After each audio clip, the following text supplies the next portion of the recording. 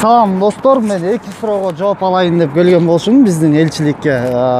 Биринчи суроо бул регистрациясы бүтүп калгандар каяка барып жана кандай жол менен ошону продление кылыш керек деп.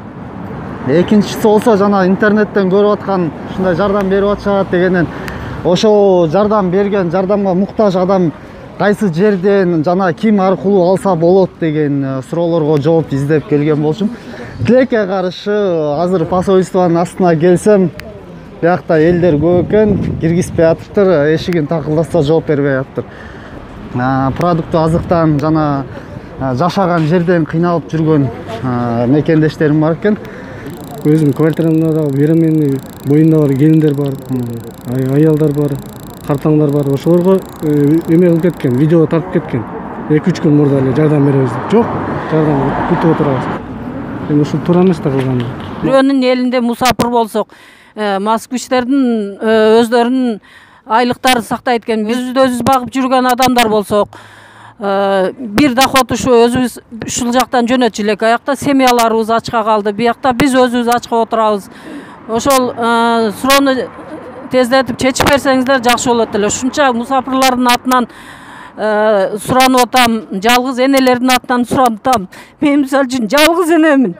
Өзүм жалгыз бакчы элем, семьям азыр кызым жалгыз боюп, колунда баласы менен отурат. Мен 6 айдан бери ооруп, өзүм бир сому жок, талаада калдым азыр, мусапырмын. Ошондорду суроосын чечип берсеңер жакшы болмок. Хотелось бы обратиться к нашему государству. Скажите, пожалуйста, вот представители Кыргызской республики, вот уважаемые вот депутаты, президент наш, скажите, пожалуйста, что нам делать? Мы оказались в трудной ситуации, мы хотим от вас помощи хоть какой-нибудь. Помогите нам, пожалуйста. Мы ваш народ. Без нас вы тоже как бы никто. Так что помогите нам, пожалуйста. Либо увезите нас отсюда, либо кормите нас нормально и дайте нам нормальное жилье, чтобы мы могли сидеть на самоизоляции, пока это все не закончится. У меня все. Эми ушу посольство жөнүндө айта кетсек, посольство мына келгиле дейт экен, документ боюнча жардам беребиз дейт экен, бирок оору жугуп калат деп чыкпайт экен. Жок, чындап. Оору жугуп калат, биз чыкпайбыз деп чыкпайт экен. Эми жок, документ боюнча деле азыр могул жакта документ ала албай жүргөн балдар бар экен. Ошолорго дагы эми мындайча айтканда как бы келгиле деп коюп жооп бербейт, телефондон да жооп бербейт, же маяктан хотя бы окошкадан чыгып мондай деп ситуацияны түшүндүрүп жооп берип койсо болот да. Мына бүгүн 27 апрель, Москва шаары. Бул жакта жыргагандан чогулган эл эч ким жок. Биздин бийлик өкүлдөрүнө ошол эле учурда президенти Сооронбай Шариповичке ушул видео жетет деген ойдобуз. Мындай учурлар акыркы күндөрү көп болуп атат.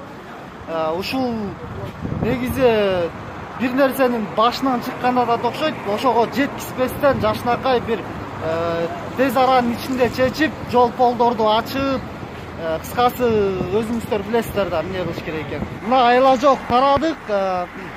Азыр мындай автобус менен милициялар келип, полициялар келип, Москва шаарында посольстволордун безопасностун караган органдын чоңу келип бизге түшүндүрүп, биз түшүнүп тарадык. Негизи бул мындай көрүнүш туура эмес. Негизи эле баарыбызды ынтымакка чакыргым келет, себеп дегенде азыр өкмөтүбүздө дагы, тарапайым элде дагы, Кыргызстандагы элдерде дагы, мигранттарда да баарында кыйынчылык, бири-бирибизди буга туура түшүнүү менен кабыл алып, буга чейин деле билебиз кандай окуялар болгон, анан ызы-чууга алдырбай ынтымакка келели. Менин, если критикуй, что прилагай дейт орустарда, менин приложением бул ошо Москва шаарындагы коом, уюм, диаспора, ушу ар кандай ынтымак топтор, ушулар баарыңыздар биригип биздин өкмөт менен байланышып, анан ошол жактан элчиликтен бир бизге единый борбор ачып бер деп, ошондой борбор ачып берсе, анан ошо биз мисалы ар бир сиздер эле эмес, биз дагы ошо ар бир биякта иштеген мүмкүнчүлүк болушунча бир шотко баарыбыз которгондой, анан ошо бир жерден баардык жерге продукту азык тарагандай кылган бир ийгиликтүү шот болсо, бул аябай жакшы нерсе деп ойлойм. Ал эми элчиликтегилерге болсо жанагынтип элдерибиз өзүнүн көйгөйү менен барып кайрылып атса, эшикти ачпай, анан карантин бүткөндө анан законго бул туура келбейт, анан бияк деген, албетте бул туура эмес. Сиздер дагы ушуну бир эске алып, өзүңүздөр дагы ошо жанагы единый центрди ачканга жардамдашып, анан жана ал жакта бүт эле адамдар продукту сурап келген жок, бүт эле кетебиз деп келген жок. Ал жакта документ менен боюнча да келген биздин мекендештерибиз кайрылып атат. Мисалы мен деле ошол суроо менен барган болчумун, документ жөнүндө билейин деп. Ошондой уларды сиздер элчиликтер өзүнчө кылып, анан элдердеги жана арасындагы коом уюмдарды өзүнчө кылсаңыздар, бул аябай жакшы болот. Биз тарагандан кийин бир бала экөөбүз подземкага келип, метро жактан посольствого келаткан элдерден сурап, эмнеге келип атасыз деп деген сурамжылоо жүргүзүп, анан аты жөнүн, телефон номерин жазып, тактадык.